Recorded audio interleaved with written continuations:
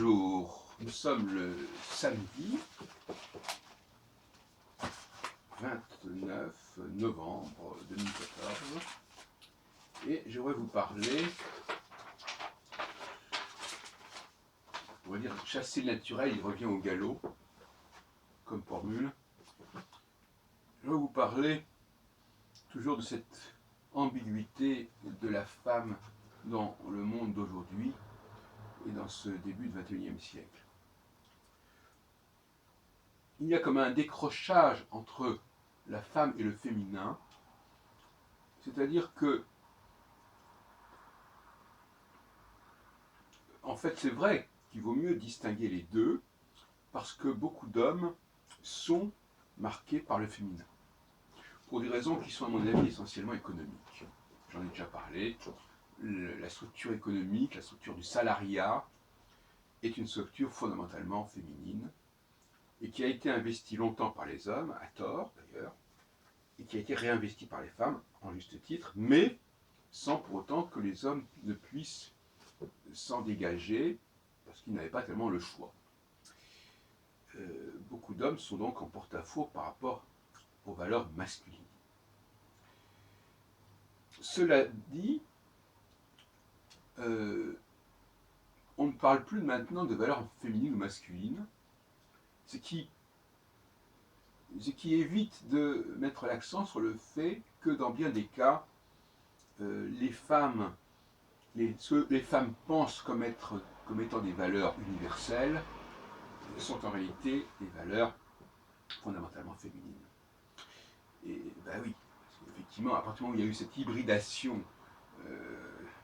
dont je viens de parler, du masculin et du féminin, eh bien, l'universel est hybride.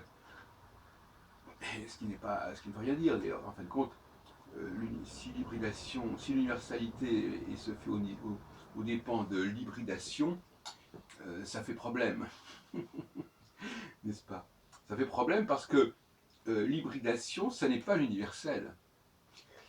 De même qu'une langue comme l'anglais, que le fait qu'elle soit hybride, qu'elle soit moitié germanique, moitié française, ça n'en fait pas une langue universelle. Et pourtant, j'ai l'impression qu'on confond l'hybridation et l'universalité.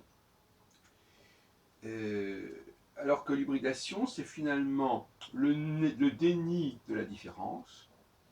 Et ce déni de la différence, soi-disant, conduirait à une sorte d'universel. Mais un universel extrêmement ambigu, puisque en réalité, il défend en vérité les valeurs féminines, beaucoup plus que les valeurs masculines. Parce que les valeurs masculines sont des valeurs qui sont considérées comme en quelque sorte idéales, n'est-ce pas? Devenir un grand homme, un génie, etc. Bon, ça, c'est une élite. Alors que les valeurs féminines, c'est considéré comme étant les valeurs normales, les valeurs de tout venant, les valeurs qui vont de soi. Et ça ne va pas. J'ai déjà dénoncé à ce nombre de une sorte de discours égalitariste qui en réalité conduit à maintenir les privilèges des femmes quand elles étaient en période justement, je dirais, de mise à l'écart ou de mise à distance, et qui se perpétuent alors qu'elles ne sont plus dans cette situation. Donc là aussi il y a un problème qui n'est pas assumé pleinement, et dont un exemple emblématique, que je l'ai déjà signalé plusieurs reprises, c'est un exemple tout à fait anecdotique, si on peut dire, que dans les réunions juives où on parle d'égalité et où on dit qu'il peut y avoir des femmes rabbins, eh bien néanmoins, la population féminine ne porte pas la calotte, la kippa, parce qu'elle ne la portait pas précédemment, antérieurement. Donc quelque part, au nom de l'égalité, elles auraient dû porter la kippa, parce que c'est un devoir la kippa, c'est pas un droit. C'est un devoir par rapport à Dieu, si on veut dire. Donc quelque part, il y a ce qui est à moi est à toi, et ce qui est à moi est à moi, pour dire l'expression classique. Et ça, c'est très fréquent. Un autre exemple qui m'a frappé récemment, c'est, je l'ai remarqué à plusieurs reprises, c'est que, en fait, quand il y a, on surinvestit l'importance de l'orateur dans une salle. Vous mettez des femmes dans une salle avec un orateur ou des orateurs derrière la table, derrière sur l'estrade, eh bien, on restitue cette relation. Voilà, vous êtes là, donnez-nous des choses, donnez-nous des choses. Donc, on est dans la réceptivité et il y a très peu de débats. La salle, d'ailleurs, le mot la salle est tout à fait significatif. C'est-à-dire que c'est un global, la salle. C'est un ensemble de gens, c'est une troupe, c'est un troupeau.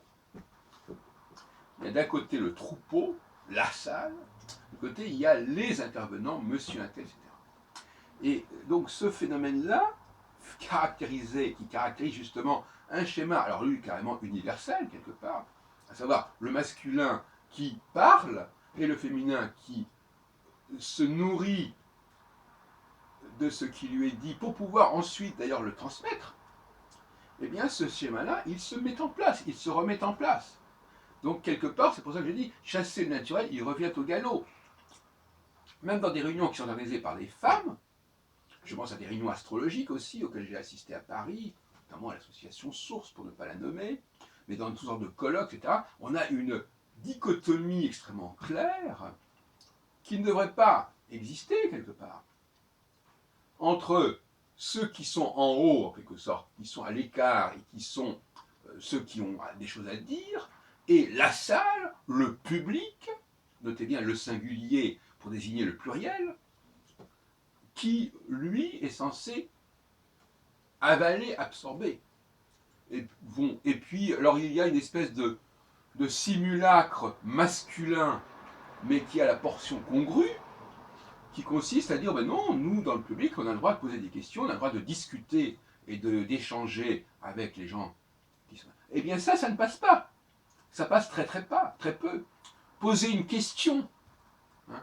Ne donnez pas votre avis, posez une question tout au plus. Mais parfois, ça peut être des questions complètement ridicules, du genre, c'est paru en quelle année, ou des choses comme ça. Bon, c'est la personne qui pose des questions dans ces conditions-là, elle est dans cette situation, c'est très extrêmement humiliant quelque part. Bon, hein, mais c'est vécu comme il faut parce que ça correspond à un schéma extrêmement ancien. Et tant qu'on n'a pas analysé ces situations, comment pourrait-on les dépasser? Si tant est qu'on veuille les dépasser, puisque c'est ce qu'on prétend vouloir. Quand on veut changer quelque chose, si par exemple je veux modifier, un chimiste qui veut modifier un élément, enfin, une composition, et qui veut la faire évoluer vers autre chose, il faut qu'il connaisse le point de départ pour pouvoir le faire avancer vers un objectif donné. Or là, nous sommes dans des situations où on ne veut pas définir le point de départ.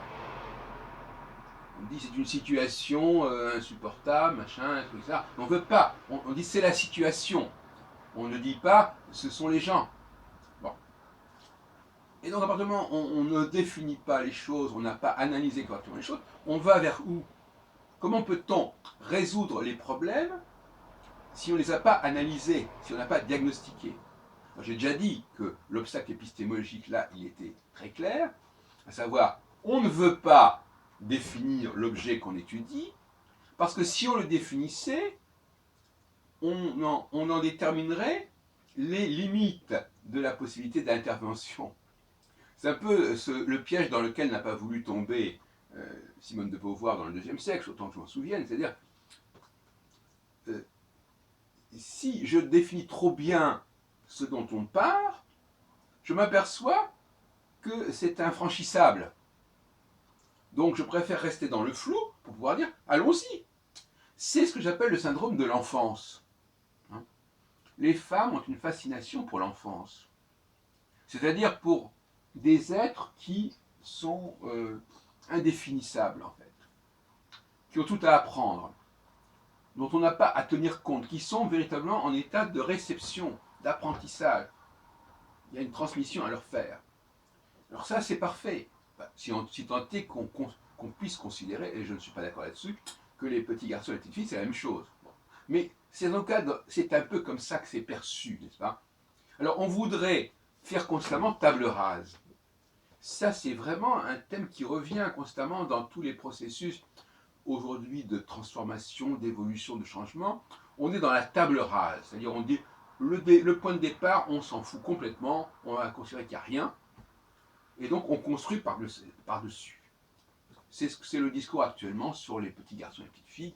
On considérera qu'au départ, il n'y a rien, il y a des potentialités qui sont universelles, encore une fois, on retombe dans cette espèce de truc de l'universel, et à partir de là, on va construire quelque chose, et ben ça sera un personnage, un être humain androgyne. Ça sera un personnage androgyne, mais en même temps, androgyne, ça veut dire quelque part hybride. Donc ça sera un personnage, oui, qui, en fait, ils seront tous, peu importe, ils seront tous pareils. Voilà, ils seront tous pareils, ils seront tous sur le même modèle, et on aura vaincu le déterminisme de l'inné, de l'atavisme, de l'histoire, de la sociologie ancienne, etc., etc., etc. Voilà, donc voilà, pour moi, parler de ces questions-là, ça crée pour moi un malaise, parce qu'on est dans le déni, on est dans l'hybride, on est dans la mauvaise foi, bon, moi je trouve ça assez déplaisant dans l'ensemble, je ne m'en cache pas, et d'ailleurs j'ai l'intention d'organiser des colloques sur ces questions, parce que ça devient insupportable. Et je terminerai sur une petite note, à savoir que, j'en avais déjà parlé, mais c'est trop amusant, c'est que ce mode de fonctionnement dont je parlais avec l'intervenant et le public, on s'aperçoit, au bout du compte, qu'il n'y a que des femmes qui y vont à ces réunions. Enfin, à 95%. Et quand il y a quelques hommes, c'est presque par hasard. Je sais pas, l'autre jour, il y avait par exemple une réunion après le service le vendredi soir à la synagogue. S'il n'y avait pas eu le grand-père, le père et le petit-fils avec ses gosses qui étaient venus, il n'y aurait que les femmes se seraient retrouvées entre elles. Et moi, j'étais là aussi. Donc, si vous voulez, on ne joue pas avec ça. Chasser le naturel, il revient au galop. Vous organisez des choses sur un schéma qui ne convient que pour une femme. Au bout du compte, vous n'avez que des femmes.